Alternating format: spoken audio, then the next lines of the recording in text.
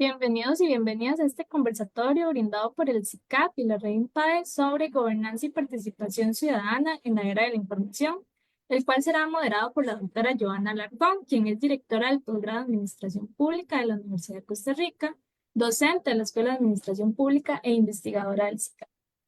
Además, nos estarán acompañando el doctor Orlando Hernández Cruz, director del Centro de Investigación y Capacitación en Administración Pública de la Universidad de Costa Rica, la máster Giselle Romero Lora, docente asociada del Departamento Académico de Ciencias de la Gestión de la Universidad Católica de Perú, y el doctor Fernando Rivas Pérez, docente e investigador del Departamento de Gestión Pública en la Universidad de Guanajuato.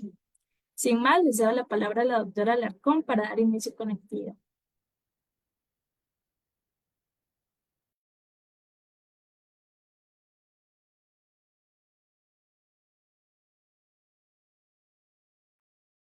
Adelante, Joana. Gracias, muy buenos días. Muchas gracias por a todos los que nos acompañan en estos momentos en la actividad que vamos a tener sobre el conversatorio con nuestras personas invitadas. Para ello tenemos acá quienes nos acompañan y quien van a ser en el orden de la presentación. Tenemos al doctor Orlando Hernández. El doctor Orlando Hernández él tiene un doctorado en Gobierno y Políticas Públicas de la Universidad de Costa Rica y una maestría en Administración Pública también de la Universidad de Costa Rica y de la Universidad de Puerto Rico. Él actualmente es el director del Centro de Investigación y Capacitación en Administración Pública. Adelante, don Orlando.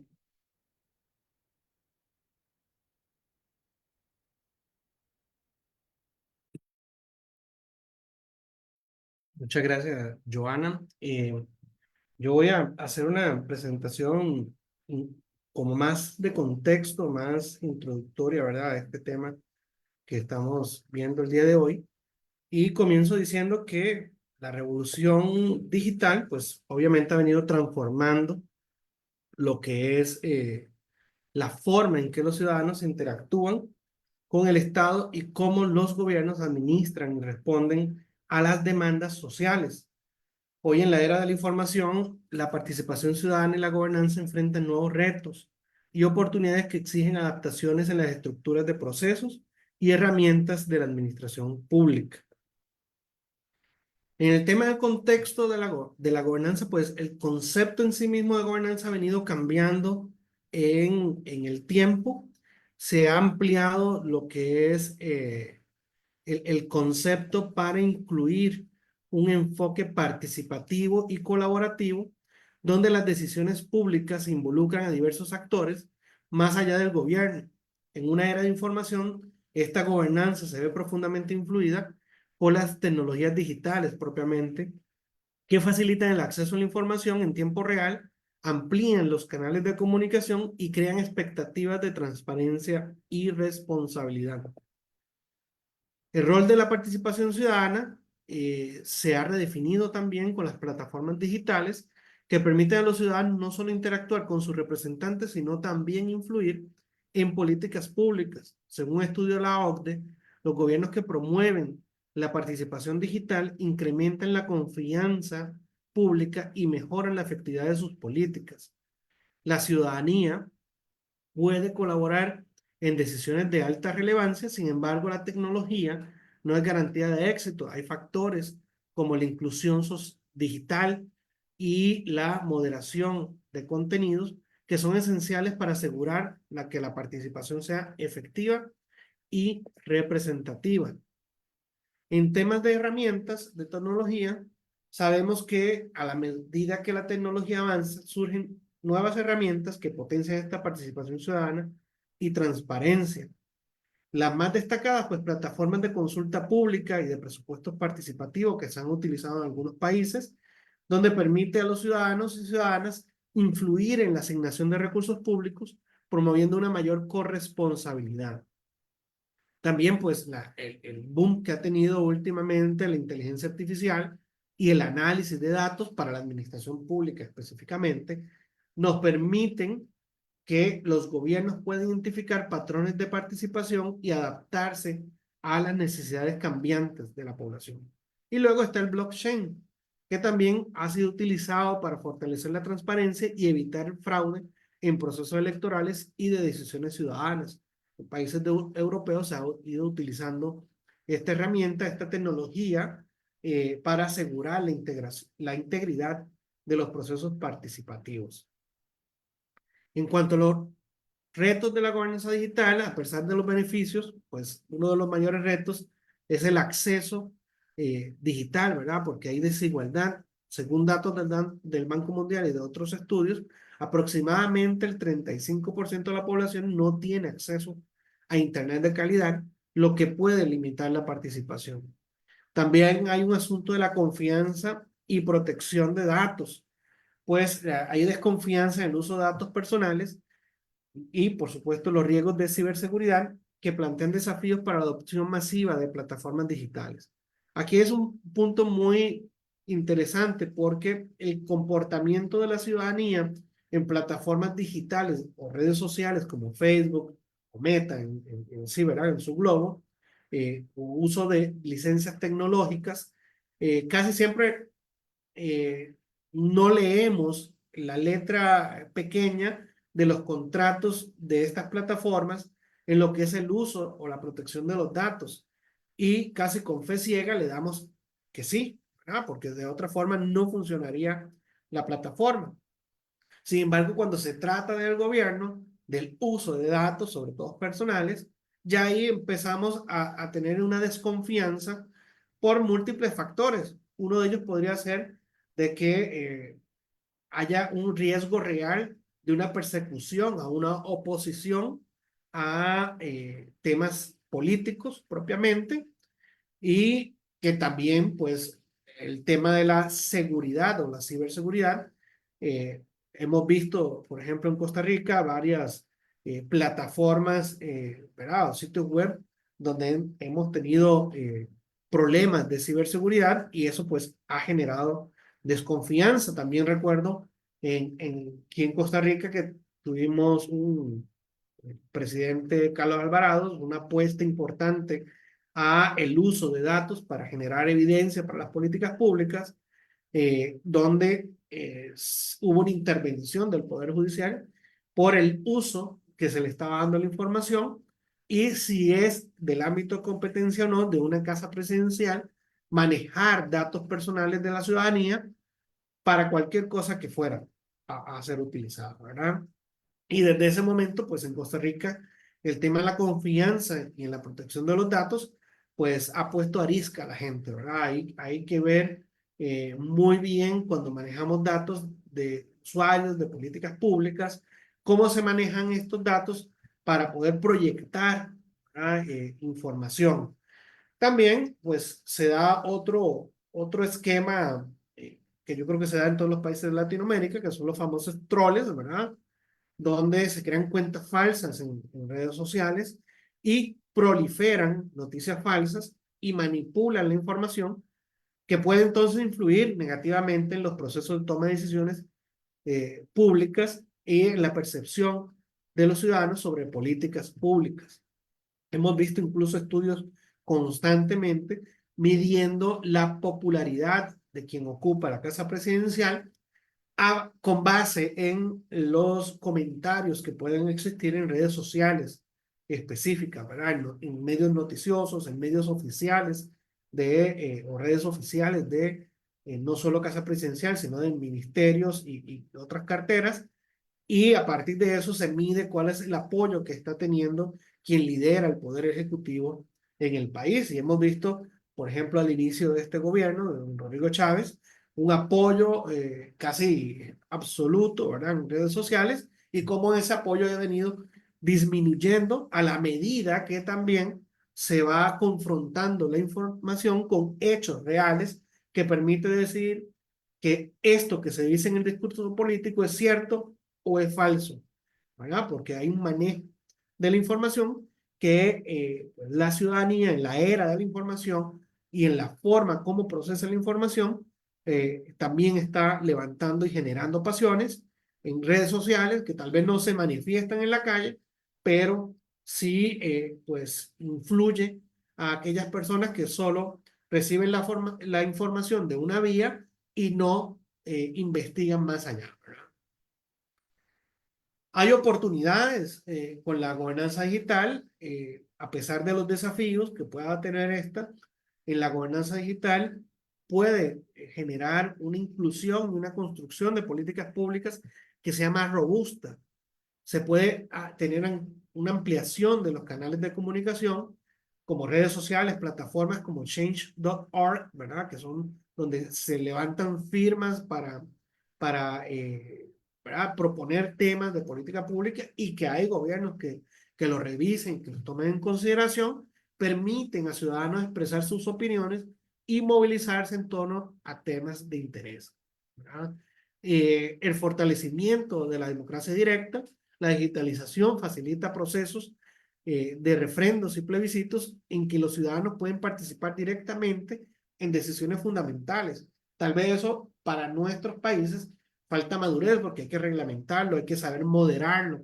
Sin embargo, hemos visto otras latitudes donde el Twitter, por ejemplo, ahora x.com, se convirtió en herramienta fundamental para movilizaciones masivas de ciudadanos en contra de un gobierno que puede ser de corte dictatorial y que mueve las masas por medio de las redes sociales, ¿verdad? Eso se ha dado en ciertos países, en otros ha sido con mayor o menores intensidades, pero lo cierto es que hay una democracia directa y esta democracia directa también tiene sus puntos buenos y puntos en contra porque pues ahora cualquiera puede decir cualquier cosa detrás de una computadora sin necesariamente que sepamos quién es o cuáles son las intenciones que está detrás de lo que está diciendo.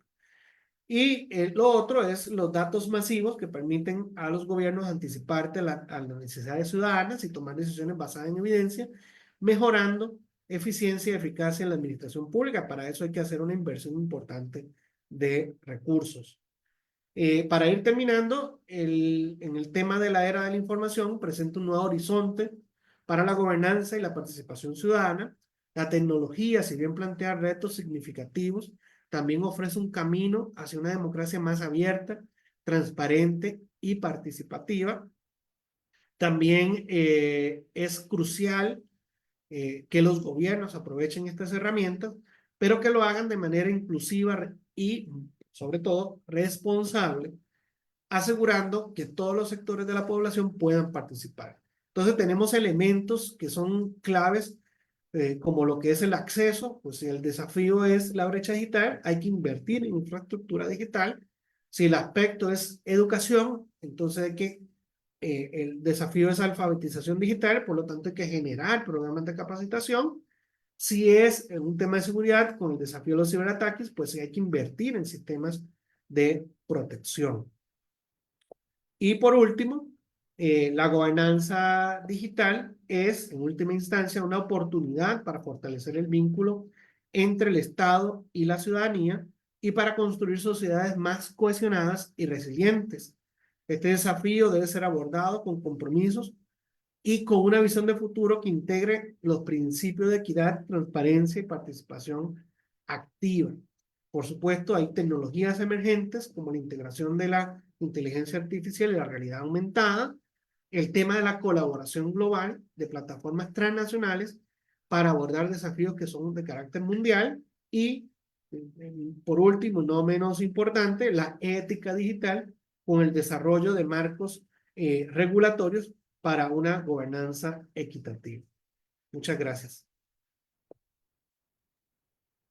Muchas gracias, doctor Orlando Hernández, por comentarnos esta experiencia desde una visión, digamos, internacional general, ampliada, digamos, de los retos que significa para la gobernanza y para la participación ciudadana a nivel internacional, pero también para, por ejemplo, para nuestro país, Costa Rica. Ahora vamos con una experiencia desde Perú, con la máster Giselle Romero Lara. Ella es magíster en Gestión y Políticas Públicas por la Universidad de Manchester del Reino Unido y abogada por la Pontificia Universidad Católica del Perú, quien ha tenido diversa participación como funcionaria pública en el sector público, en la Secretaría General del MOP y directora ejecutiva del Programa Nacional de Alimentación Escolar, entre otras cosas, digamos, a nivel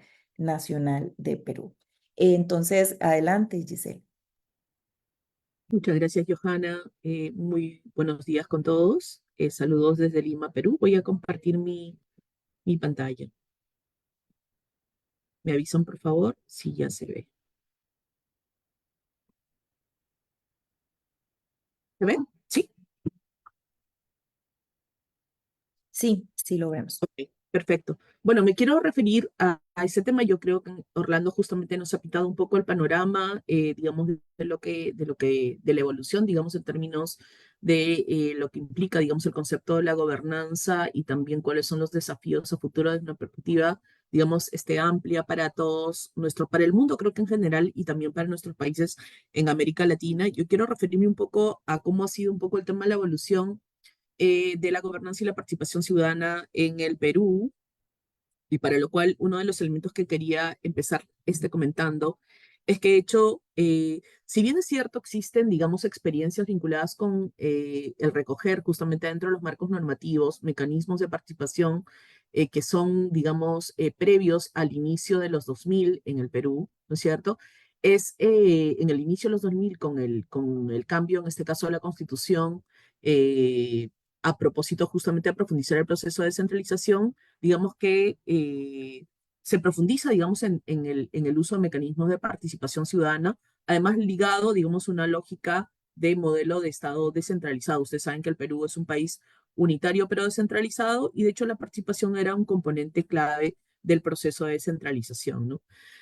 Algunos mecanismos, digamos, ya estaban desde antes, ¿no? Desde mucho antes de esta modificación constitucional, en términos de los derechos de participación, de democracia representativa, ¿no? Como el de participación en organizaciones políticas, acceso a cargos públicos de elección popular, incluso también mecanismos de participación directa, como por ejemplo los mecanismos de referéndum, revocatoria, remoción de autoridades, mecanismos de control y proposición de iniciativa legislativa por parte de los ciudadanos, rendición de cuentas, acceso a la información pública y algunos de los que se profundiza, digamos, luego de la modificación de la Constitución en el 2013 en adelante, es el referido a los mecanismos de participación en la gestión pública a través de la concertación como la ciudadanía, ¿no? Y en ese sentido, algunos de los mecanismos a destacar son el del presupuesto participativo, la participación de la ciudadanía en los planes de desarrollo concertado, tanto regional, en el ámbito de los gobiernos regionales, planes de desarrollo concertado local, en el ámbito de las municipalidades,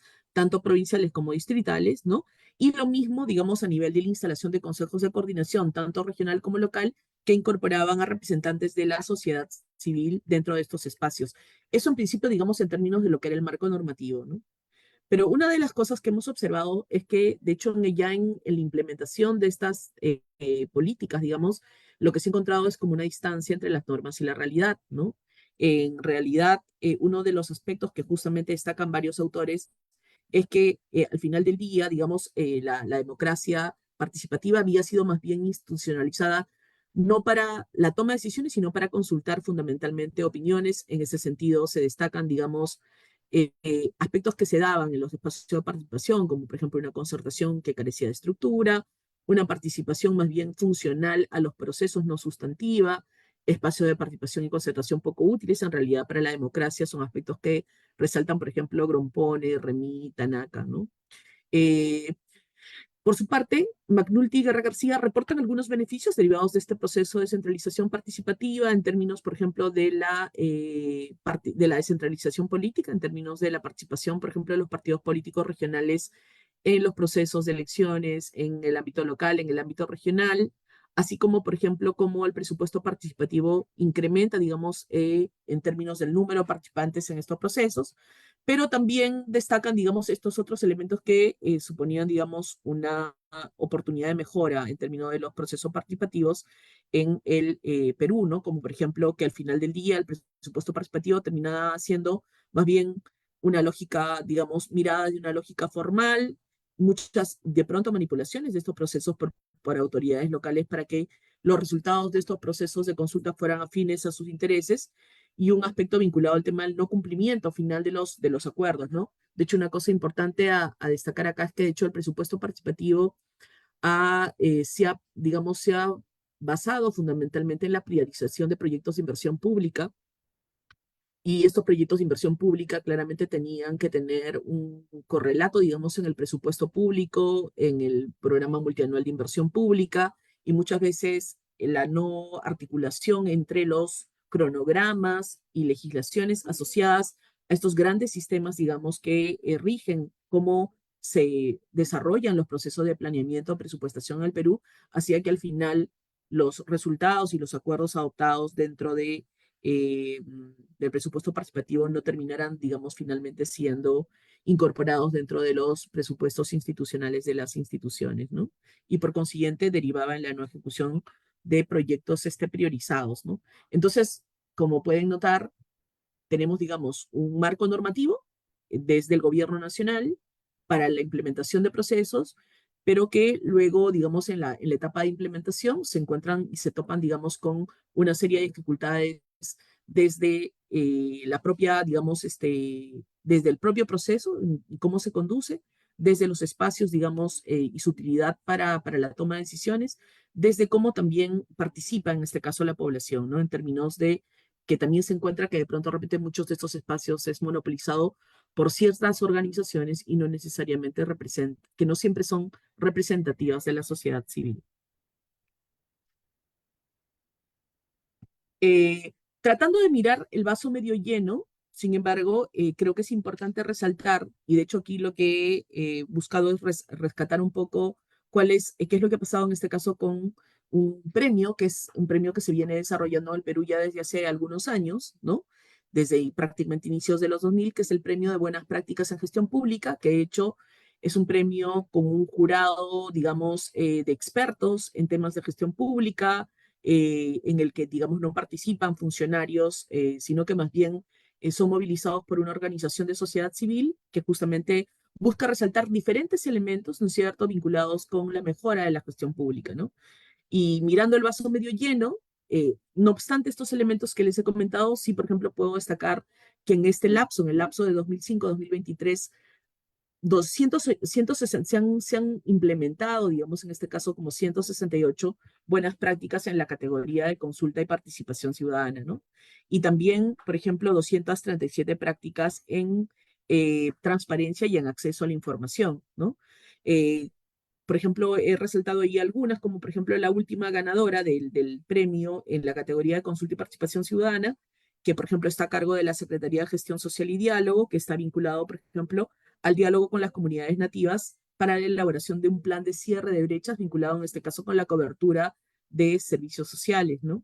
Y otra práctica, que es la práctica de un gobierno regional, que está vinculada, de hecho, al presupuesto participativo, y que no solamente se queda, digamos, en una participación, digamos, on-site, sino más bien va a una participación online usando, digamos, un modelo similar al que, por ejemplo, se emplea en España, que es el de Decide la Libertad .p, ¿no? En el que se consulta, digamos, a la población cuáles son los proyectos de inversión que quisieran que se desarrollen dentro de la comunidad, ¿no? Eh, y quisiera, digamos, terminar, digamos, mencionando un poco cuáles considero que son un poco los desafíos de estos, más allá, digamos, de estos avances y de estas buenas prácticas que se vienen implementando en diferentes organizaciones a nivel nacional. Coincido, digamos, con estos desafíos que CUNIL un poco resalta vinculados a la participación, ¿no? Y ella justamente desarrolla estos desafíos a partir de 4 preguntas, ¿no? ¿Quiénes participan? ¿Dónde participan? ¿Cómo y con qué participan? ¿No? Y de hecho, creo que un elemento en el que, digamos, en el que hay que profundizar tiene que ver justamente con el tema del quiénes participan, ¿no? ¿Cómo podemos hacer para que los espacios no sean capturados, digamos, por solamente un grupo de organizaciones y podemos lograr, digamos, una participación mucho más amplia de la población, ¿no? Esto, por supuesto, supone repensar, digamos, cómo van a ser, o sea, digamos, cómo van a ser esos espacios en los cuales ellos participen y supone, digamos, preguntarnos, por ejemplo, eh, cuáles son los desafíos que podemos tener en nuestros respectivos países vinculados con, por ejemplo, la brecha digital, ¿no? Qué porcentaje de la población realmente está conectado, si es que queremos, por ejemplo, utilizar espacios de participación que, digamos, en este caso, vayan avanzando hacia lo digital, ¿no? Por ejemplo, en ese sentido, se vienen desarrollando en el país algunos proyectos, por ejemplo, para la banancha, especialmente en zonas rurales y en la zona, digamos, más bien de la Amazonía del Perú, que justamente que son los lugares que tienen, digamos, un problema más crítico, digamos, en este caso de acceso a la información, ¿no? Luego, el espacio también vinculado en este caso con el cómo, ¿no? Y en ese sentido, creo que tenemos retos y el dónde, digamos, cuáles son los espacios donde se participa, eh, que tiene que ver también con cómo, por ejemplo, incorporamos, cuáles son los espacios que son fundamentalmente empleados, por ejemplo, por los jóvenes para la participación, ¿no? Cuáles son las formas en las cuales ellos interactúan, eh, para poder hacer, digamos, conocer, por ejemplo, cuáles son las preocupaciones que ellos pueden tener y qué tanto realmente nosotros los estamos incorporando, digamos, como sector público, ¿no? Entonces, en ese sentido, un desafío supone pensar, por ejemplo, ya no pensar que de pronto de repente los jóvenes van a llegar a los espacios de participación en una modalidad de asambleas que sean, en este caso, desarrolladas dentro de un espacio de una institución pública, sino que de pronto de repente toca salir y emplear de pronto de repente y conocer profundamente, por ejemplo, cuáles son los aplicativos y metodologías y medios que ellos emplean con la finalidad de poder llegar a esos espacios y poder realmente vincularlos más con la gestión de lo común, ¿no es cierto?, con la toma de decisiones desde los espacios públicos, ¿no? Y otro desafío tiene que ver también con el tema de la ciberseguridad, ¿no? Esto hace poco ha pasado en Perú, por ejemplo, un problema crítico de ciberseguridad en el caso del sector privado en relación al manejo de la data, ¿no? Y en la protección de la data. Y eso también supone, digamos, un desafío, sobre todo si es que queremos migrar, ¿no? A este tipo de espacios y promoverlos de manera activa para la participación. Muchas gracias. Muchas gracias, Máster Giselle Romero Lora, por su participación y em, por este enfoque que pudo darle en su presentación en lo que tenía que ver con mecanismos de participación, incluso vista hacia poblaciones, por ejemplo, como las poblaciones más jóvenes, pero también desde una perspectiva territorial y de gobierno. Entonces, siguiendo con esta línea en esta presentación que están haciendo estas personas expertas desde diferentes dimensiones y diferentes países también, seguimos ahora con México, con el doctor Fernando Díaz Pérez. Él es profesor investigador del Departamento de Gestión Pública de la Universidad de Guanajuato y es exdirector del Departamento de Gestión Pública, precisamente de esta misma universidad, y tiene una formación como economista de la Universidad Autónoma Metropolitana de Xochimilco y una maestría en planeación y políticas metropolitanas y un doctorado en ciencias políticas y sociales con especialidad en ciencias políticas de la Universidad Nacional Autónoma de México. Adelante, doctor Fernando Díaz. Bien, muchas gracias. Bueno, yo quiero primero agradecer a toda la gente que nos ve, que nos escucha y también a los compañeros que me han precedido en la palabra. Bueno, voy a poner la presentación. A ver, ¿y se ve?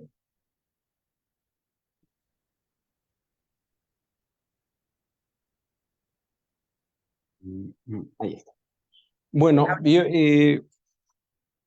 me voy a montar un poquito en lo que los compañeros que me antecedieron comentaron. Y evidentemente hay muchos elementos de la participación, muchas metodologías.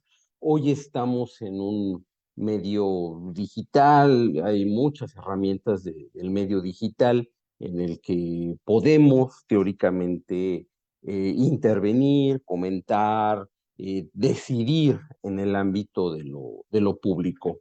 Sin embargo, aquí me voy un poco hacia lo básico, que de repente se nos pierde. de sentido, sino el sentido de que es participar. Bueno, pues, por eso me voy al diccionario y dice, bueno, es tomar parte, ser parte de, pero para ser parte de algo, pues yo necesito saber, sino hay un contexto muy concreto en el que yo debo estar viviendo, y hay fuerzas ahí, todo se está moviendo, esto es muy rápido, lo que pasa. Nuestras sociedades, bueno, han transitado hacia la democracia. México va construyendo una democracia, y en los últimos años de lo que se habla es de la calidad de la democracia, y esta calidad evidentemente se vincula con la participación. La participación, entonces, muchos, sobre todo los gobiernos, les encanta hablar de la participación en términos de la participación electoral, y se olvidan un poco de lo anterior. Yo, sin escandalizar a nadie, sí quiero compartirles que hoy en México, en muchos estados y en muchos municipios, porque nosotros somos un país federal, estamos prácticamente en una regresión autoritaria. O sea, estamos en un planteamiento donde la calidad de la democracia comienza a descender, y comienza a haber tintes autoritarios en nuestros gobiernos municipales, estatales y nacional. ¿Y cómo ha sido esta regresión autoritaria? Que bueno, se vota por los candidatos, y bueno, ahí se genera la autoridad, y bueno, vamos a tener una relación con la ciudadanía, qué tipo de relación vamos a tener. Y lo que yo he visto en los últimos años es que hay una eh, cancelación, no de los derechos ciudadanos, pero sí de los instrumentos de participación. Los instrumentos de participación cada vez tienen menos calidad, y los tomadores de decisiones, ya sea en el Congreso, ya sea en el Ejecutivo, pues de repente como que no lo toman en cuenta, y les gusta vivir con la camiseta, con el eslogan de que en realidad somos muy democráticos, y en realidad queremos a la gente, y en realidad gobernamos para todos, pero en realidad, en el fondo, lo que hay es una camarilla que a través de la publicidad pues parece que está generando una serie de prácticas y de procesos completamente negativos. Y concretamente voy a hablar de dos casos, o bueno, el caso del estado de Guanajuato, que se encuentra en el centro del país, en el centro de México, donde concretamente el municipio de Guanajuato no tiene instrumentos de participación ciudadana, carece de instrumentos de participación ciudadana. Y bueno, llevan el Partido Acción Nacional, que se supone que era el Partido Democrático, 30 años gobernando, y no han creado algún instrumento de participación ciudadana. O sea, todo esto que el doctor Orlando y la maestra Gisela han comentado sobre el instrumental para manifestar o para que se escuche esa voz de los ciudadanos frente al gobierno, bueno, en Guanajuato no existe. O sea, todo esto que ellos, y yo, bueno, si algún día quisieran comentarlo en Guanajuato, una cordial invitación, porque todo eso es total y completamente novedoso. O sea, todo esto no existe en Guanajuato. De hecho, bueno, haciendo una conversación con el director de políticas públicas, de innovación de políticas públicas del municipio, comenta que ellos sí hacen muchas consultas ciudadanas a través de forms. O sea, ese es el gran instrumento que ellos utilizan. ¿Cuál es el alcance? Pues no tenemos ni idea. ¿Cuáles son las preguntas? Pues tampoco. porque muchas veces a la hora de generar los nuevos reglamentos es muy interesante, porque a la hora de la información, lo primero que dicen, hay un reglamento de ciudades hermanas, cuyo artículo 2 dice, toda la información será reservada. O sea, no te vamos a dar información. O sea, aunque la pidas, está reservada. O sea, no hay. O sea, entonces, ¿qué participación puede haber cuando el propio gobierno te está diciendo que no te va a dar la información? Entonces, bueno, ahí hay un problema. El segundo problema tiene que ver con la voluntad de participar. Personalmente he sido vetado en el edificio municipal para entrar, porque pues voy y les pregunto, oigan, ¿qué están haciendo? Oigan, ya sabían que están cancelando los instrumentos de participación y bueno, a los regidores no les gustó, no les ha gustado lo que yo digo en diferentes conferencias, en diferentes charlas, y bueno, me han cancelado la entrada. Bueno, ahorita el gobierno ya cambió y ya hay un nuevo gobierno y esperemos que por ahí se pueda retomar esta discusión, pues para generar, apuntalar lo que sería la participación ciudadana en Guanajuato.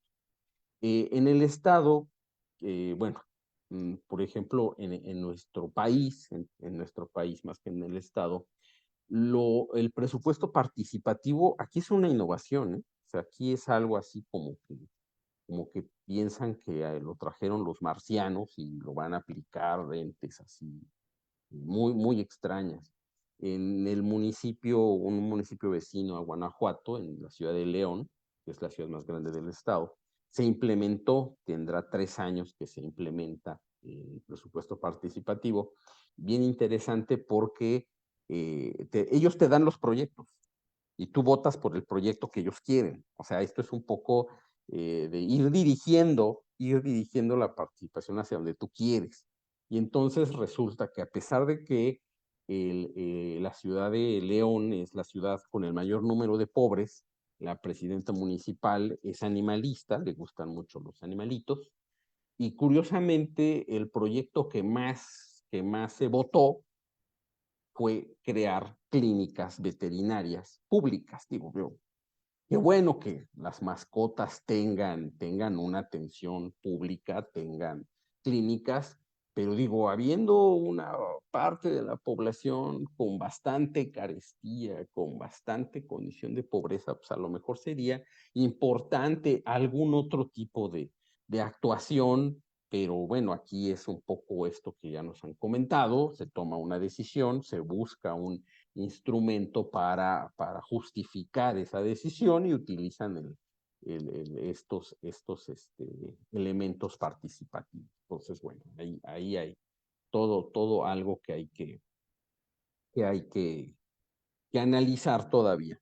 En términos de corrupción, ya con esto voy cerrando y disculpo que sean casos muy concretos. Había un comité ciudadano de participación, en el combate a la corrupción, que se supone que era como una cabeza de sector, donde los ciudadanos que se nombraban el partido iban a generar una instancia que recomendara las acciones anticorrupción.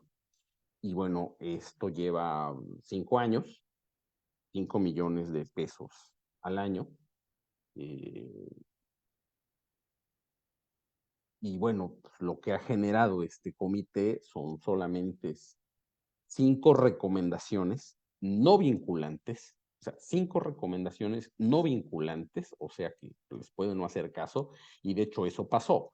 3 fueron rechazadas sin explicación, una fue rechazada con una explicación donde les dicen que no tienen atribuciones, y una más fue aceptada parcialmente. Entonces tenemos este tipo de instancias de participación donde pues sí, hablas mucho, estás ahí, vas a comer galletas, tomas café, haces tertulia, haces un informe que nadie lee, que a nadie le importa, y bueno, ya haces mucha participación. Entonces, ahí, bueno, es un caso. Otro caso también a nivel estatal, hubo que se invitó a participar a organizaciones de la sociedad civil para generar unas modificaciones a las leyes de obra pública, porque bueno, parece que la obra pública estaba cooptada por ciertos grupos, por ciertas empresas vinculados a ciertos sectores políticos, y bueno, se buscaba destruir esto. 2 años de reuniones, 2 años de deliberación, 2 años de estar trabajando muy intensamente en generar una nueva ley de adquisiciones. Y cuando se lleva al Congreso, la voz mayoritaria, que es del PAN, curiosamente, donde están vinculados muchos de estos empresarios, la rechaza. O sea, estuvieron ellos, el Comité de Participación Ciudadana, con los diputados del PAN trabajando 2 años para que al llevarla al Pleno, donde ellos tienen mayoría, se rechazara, porque ya existe una ley que es la defectuosa, la que se iba a cambiar, o la que habían propuesto cambiar. Y bueno, pues aquí no pasa nada, o sea, aquí está todo, no pasa nada, y aparte la gente lo sigue votando, y todo muy, muy, muy feliz. Entonces, sí, es muy duro, muy pesado la participación ciudadana. Aquí tenemos que empezar desde abajo, desde cero, informando. Necesitamos organizaciones y ciudadanos informados, ciudadanos y personas interesadas. No todo mundo va a estar interesado en todo, más bien hay que generar segmentos interesados para buscar este diálogo con la autoridad y buscar cambiar ciertos reglamentos, o crear estos reglamentos que generen estos instrumentos y estas formas de participación. Obviamente esto también es una lucha en contra de los gobiernos. Por eso reitero este planteamiento que estoy trabajando sobre la regresión autoritaria que ocurre hoy en México, porque bueno, es lo que estamos viendo. Hay que seguir trabajando y seguir generando reflexión sobre estos procesos, sobre estos instrumentos, y bueno, yo solo me queda agradecer.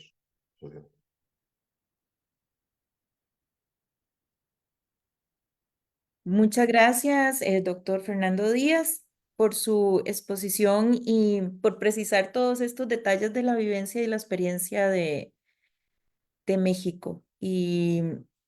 Y que podríamos decir que de alguna u otra forma también eso estamos experimentando en cada uno de nuestras latitudes, nuestros países. Ahora quisiera entrar en un espacio de intercambio entre ustedes y de compartir más allá, digamos, no sé si hay alguna precisión, hay algún comentario o alguna observación o algo que quisieran agregar a partir, digamos, de la misma presentación que hicieron los demás colegas, y sobre todo en cuanto a ver alguna especie de similitudes o de diferencias desde este análisis y de los retos que tiene la gobernanza y la participación ciudadana en una era de la información. No sé si hay alguno de ustedes que quiera como hacer un intercambio a partir de lo presentado.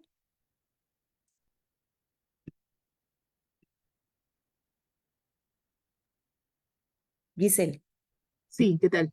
Eh, bueno, yo creo que encontramos, digamos, bastantes similitudes con lo que justamente ha presentado Fernando en términos de los desafíos de los espacios participativos. Yo creo que por el lado de los desafíos, claramente hay desafíos por el lado de las instituciones públicas en términos de cómo, o sea, cuál es la reflexión que hay desde las instituciones públicas para hacer que esos espacios realmente se adapten a una era digital, ¿no?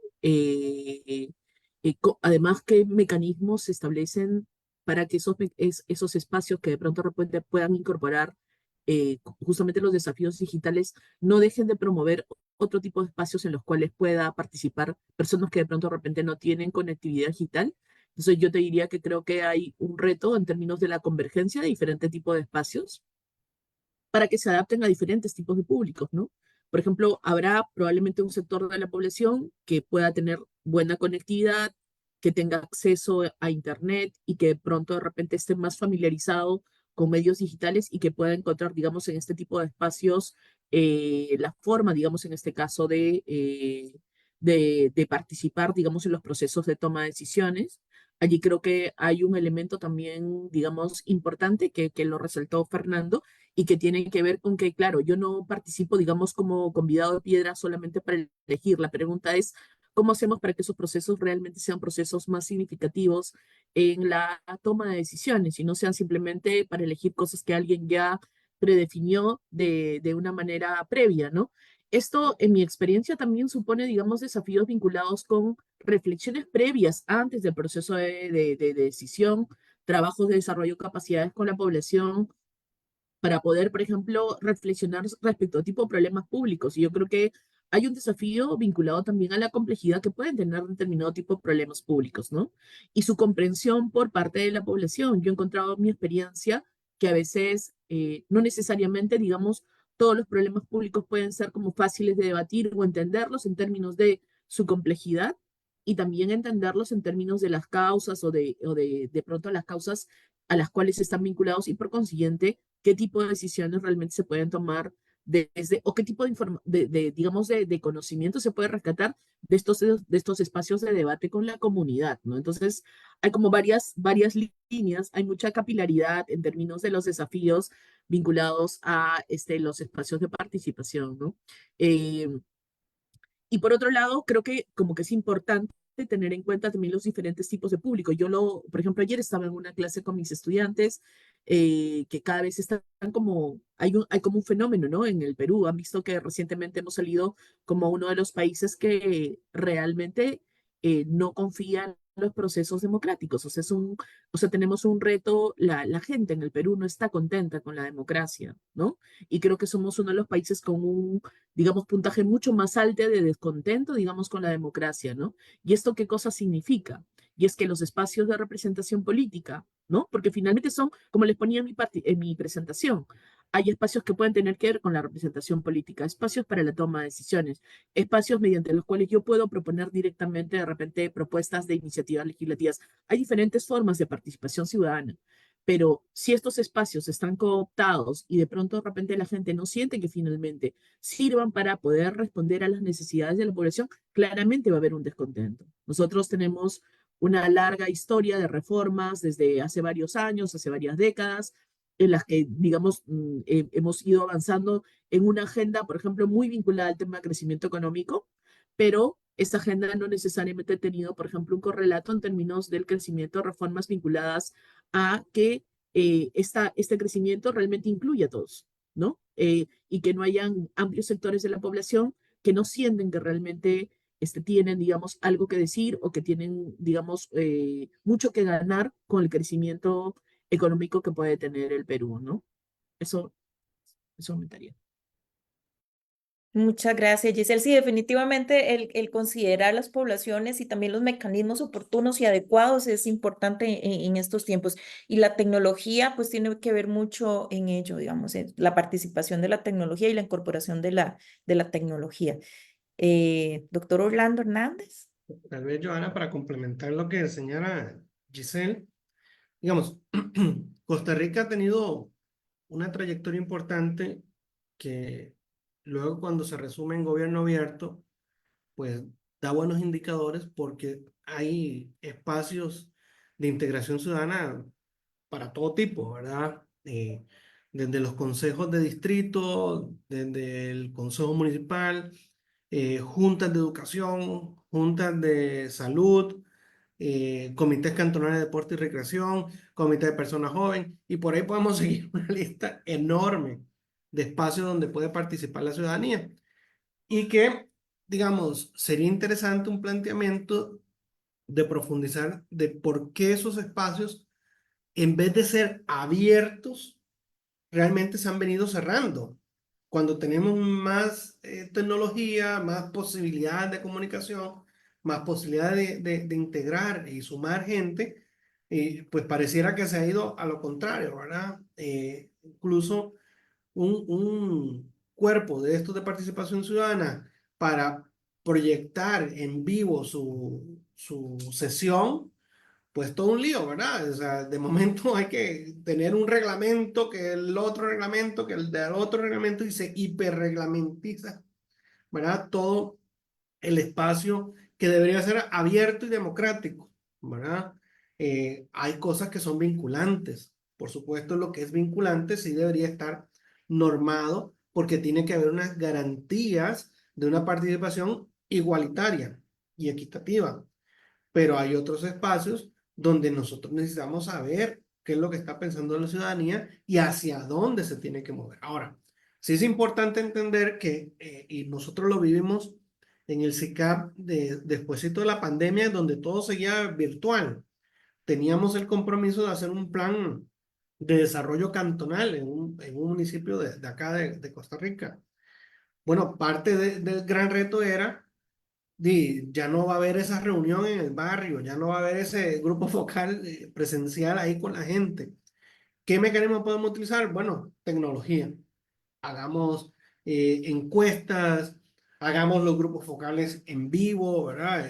De manera sincrónica y podamos obtener la información de primera mano de una participación ciudadana lo más rica posible. Ahora, estos sistemas digitales en la era de la información funcionan con algoritmos que son bastante delicados y bastante consumidores de plata. O sea, porque si no hay recursos que se le inyecten para que la promoción le pueda llegar a las personas que entonces se convierten en población objetivo para que puedan ver el enlace a la actividad, para que puedan sumarse, pues hay otro reto más importante, porque cuando vuelves a ver un municipio, no necesariamente dentro de su presupuesto tiene publicidad en redes sociales para fomentar la participación ciudadana.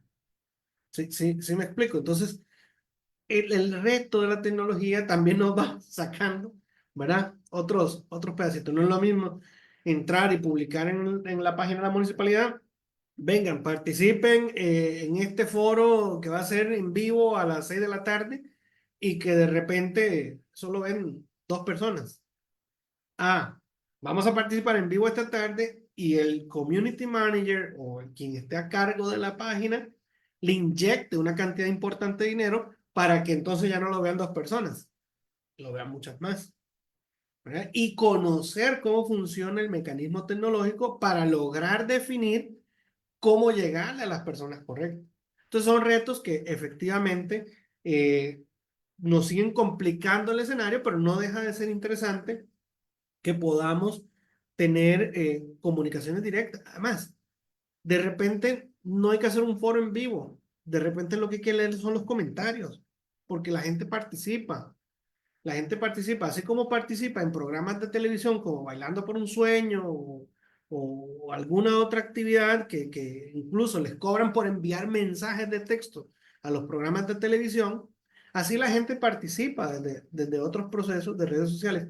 Tal vez no es una respuesta inmediata que podamos tener como un día de un proceso de elecciones, ¿verdad? O una votación, que es un solo día específico. Pero sí puedes crear una rutina de consulta por mecanismos digitales que te permita tener en un plazo de 2 semanas, por decir un plazo, tener la información de la ciudadanía donde puedan identificar claramente el problema social o problema público que le está afectando y plantear las posibles soluciones, ¿verdad? Creo que se puede seguir avanzando y madurando en ese tipo de mecanismo donde la participación ciudadana sea clave. Y por otra parte, la transparencia y la rendición de cuentas no es solo poner un informe de 1000 páginas, ¿verdad?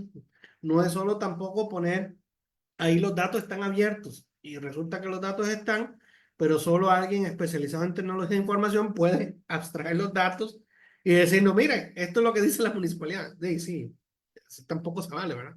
Creo que tenemos que utilizar un lenguaje común, un lenguaje abierto que las personas, cualquiera que sea, su interés o su condición social, pueda entender y pueda decir, ok, sí, se está invirtiendo en esta municipalidad, en tales carreteras, porque eso va a traer un beneficio X, Y, Z a futuro, ¿verdad? O no se recortó recursos en tal programa social porque no está dando el resultado que se esperaba y que ese dinero se va a invertir en otra cosa, ¿verdad? Dentro de un municipio, por ejemplo. De acuerdo, sí, de hecho, cuando hablamos de participación y ahora que el doctor Fernando Díaz mencionaba de que también entendemos por participación, es importante entender participación en qué precisamente, ¿verdad? Porque cuando tiene que ver con participación para la toma de decisiones, pero cuando tiene que ver con participación en la elección, precisamente en un esquema, digamos, democrático, ahí la tecnología interfiere de diferente forma, no siempre regulada, no siempre incorporada en la normativa, no siempre incorporada en nuestra institucionalidad, pero de que juega, juega, ¿verdad? De que interviene, interviene, de que puede tener, pues, efectos hacia diferentes lados, digamos, hacia, por ejemplo, que un candidato a través de la tecnología use la tecnología y se base solamente en la tecnología y llega a las personas y puede ganar una campaña. Entonces, también tiene que ver con participación en qué. Ah, sí, don Fernando. Está muteado, don Fernando. Sí. Ajá, ya está.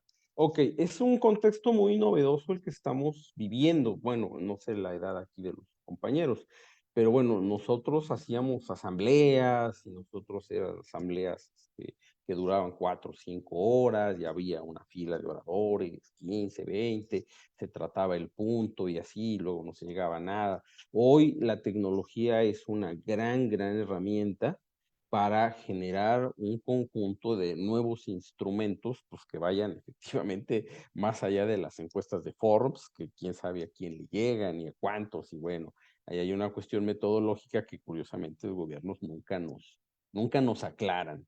Y también el otro reto que, bueno, aquí en México lo vemos mucho, que parece que también hay una sintonía con otros lugares de América Latina, que es la brecha digital en dos sentidos. Por un lado, el manejo de las herramientas tecnológicas. Yo me sigo haciendo pelotas con todo esto. Esto, de repente, la verdad es que no lo entiendo. Y bueno, eh, cuando hace unos años llevar un teléfono celular a un salón de clases, pues era una cosa prohibida, ¿no? Era un, pues no saques tu teléfono. Y bueno, hoy el teléfono, pues es ese conector con plataformas, con ideas, con información que por lo menos mis estudiantes enriquecen las sesiones. Entonces, pues hoy ya lo traen y ya es permitido usarlo y todo lo demás, pero bueno, esto ha sido una transición. Hacen un montón de cosas que yo no sé hacer en el teléfono. Bueno, pues qué padre, ¿no? Mientras no usen el chat GPT para hacer los trabajos, bueno, yo creo que no hay mucho problema, ¿no? Generador de información. Pero también la brecha está en la cobertura, porque muchos pues, no tienen datos. Con estudiantes se quedan sin datos y ya no pueden acceder. Y muchas ciudadanas, y esto pasa con nuestros estudiantes universitarios, imaginémonos qué pasa con la población en general, que también esta brecha en términos de cobertura y en términos de aprendizaje es bastante amplia, y mientras más se va a edades más grandes, pues por supuesto que se vuelve abismal. Entonces ahí están otros grandes retos que de este lado pues hay que analizar, hay que ver y bueno, buscar formas de solucionarlo. Y está también el otro planteamiento, porque es algo que, bueno, inclusive a varios colegas no les gusta que yo hable de la regresión autoritaria, que sí existe. O sea, desgraciadamente había un autor mexicano, ahorita me disculpo que desconozco, se me va el autor, pero tenía una cita: tenemos democracias sin demócratas. Y entonces llegan personajes, y bueno, pues ahí está Donald Trump, personajes totalmente cerrados, totalmente autoritarios, que sí, con un léxico avasallador, así retador, y bueno, a mucha gente le gusta tener a este padrecito autoritario ahí en el poder, porque él va a dar orden, porque él va a dar todo lo demás, y yo lo voto, pero en realidad hacia abajo las consecuencias son bastante perniciosas. En México se ha votado hasta por gobernadores y presidentes municipales guapos, que no tienen una plataforma, que no tienen planteamientos, que no conocen. Otro ejercicio que yo hice con mis estudiantes fue preguntarle a los candidatos 10 temas. Y yo, como les digo a mis estudiantes, digo, estos son los 10 temas que nosotros les pedimos a ustedes, que ustedes como administradores públicos sepan.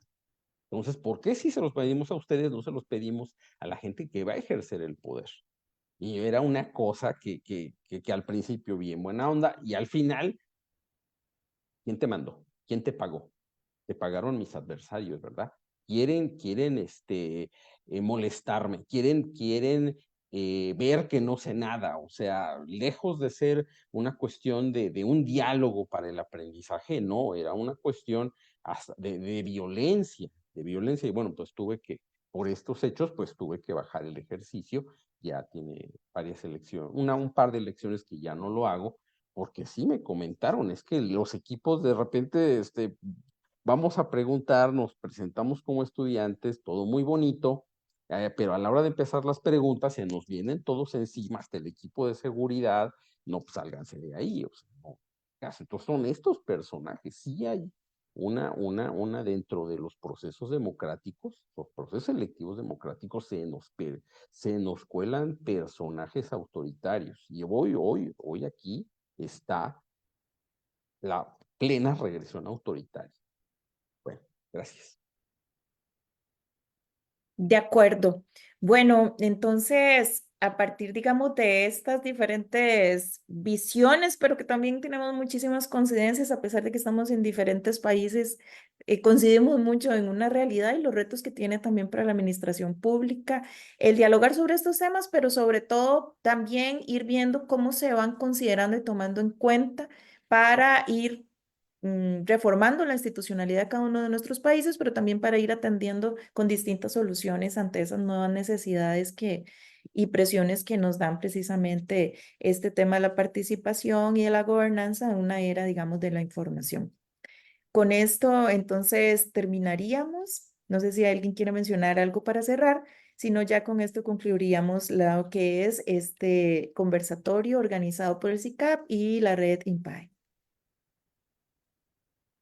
Mirado, Bueno, solamente agradecer la invitación, que creo que es importante, en efecto, debatir sobre estos temas, conversar sobre estos temas.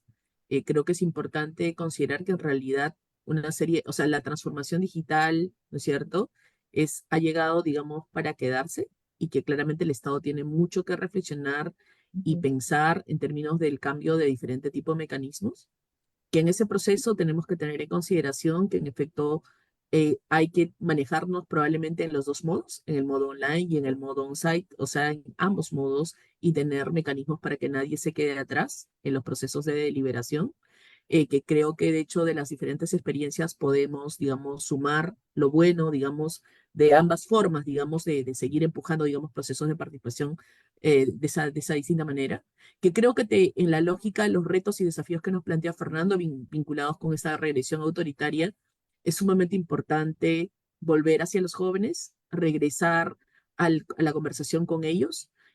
No sé si es, digamos, la dinámica de otros países, pero en el Perú a veces hay como mucha desidia respecto a lo que pasa en lo político, y como les digo a mis estudiantes, pues, los espacios para la discusión sobre el bien común tienen que ver con los espacios de representación política y el espacio, digamos, de la burocracia, ¿no? Entonces, esos espacios no pueden ser dejados o librados a la suerte, sino que son espacios que tienen que, en este caso, ser, digamos, espacios por los cuales uno tiene que realmente, en los que tiene que uno no solamente involucrarse de pronto a partir de espacios de representación política, sino que también vincularse con el estudio de ellos, porque es a partir de esos espacios que uno va a tener influencia, digamos, en las políticas públicas, ¿no?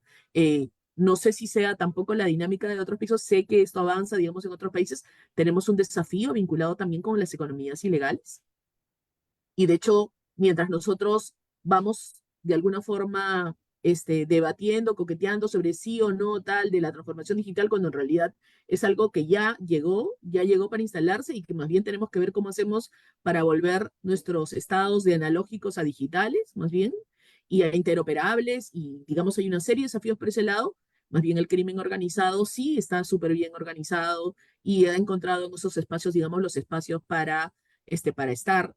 Y no solamente allí, sino en los espacios de representación política, en la cooptación de espacios de la burocracia también. Entonces, digamos, lo que se nos viene, digamos, es complejo, ¿no? La polarización. ¿Cuánto se pueden acentuar, por ejemplo, los espacios de polarización a partir de fake news, ¿no? O noticias falsas, la forma en la cual nos comunicamos, la forma en la cual se comunican las políticas públicas, deberían pues colocarnos en una suerte de sentido de urgencia respecto de todo lo que nos falta desarrollar en términos de lo que debiera ser, en este caso, estas reformas nuevas vinculadas con estos nuevos desafíos, ¿no? La conflictividad social, las economías ilegales, la fake news, la polarización, de alguna forma son como los desafíos del hoy día, digamos, de la gestión pública latinoamericana, no solamente en espacios de participación, ¿no? Y en ese contexto toca evangelizar, familiarizar a los jóvenes para que realmente se vincule con este espacio que es el espacio, digamos, de disputa de lo común, del espacio de la conversación sobre lo común, que es, digamos, la forma en la cual debemos seguir transitando en la sociedad, ¿no? De acuerdo. Sí, es complejo. Los retos son bastante complejos y por eso es importante el intercambio y sumar esfuerzos entre los diferentes países para ir compartiendo soluciones, pero también recursos y posibilidades de resolver o solventar algunas de estas necesidades que nos aquejan a todos. Totalmente de acuerdo.